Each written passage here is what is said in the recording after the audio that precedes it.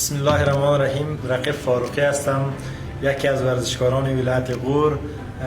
مدت 7 سال میشه که ورزش انجام میتونم. 23 ساله هستم خودم. در مدت 3-4 سال میشه که فریستایل اسپورت انجام میتونم که داخل از چنین بخش رشته های ورزشی می باشه. و من تمرینی که امروز انجام دادم در بین دریای یخبندان هوریرود اما قدرت بدنی میخواستم نمایش بگذارم که واقعیت مورد استقبال زیادی هموطنان ما قرار گرفت. بسیار جان سپاس تشکر میکنم از هموطنان عزیزم که واقعیت تشویق کردن، سلامت باشن. من همچنان میخوام تمرینات دیگه داشته باشم در کوه‌ها، صحراها، دشت‌ها، در تمام مناظر طبیعی استفاده کنم و زیبایی‌های وطن خود به نمایش بگذارم.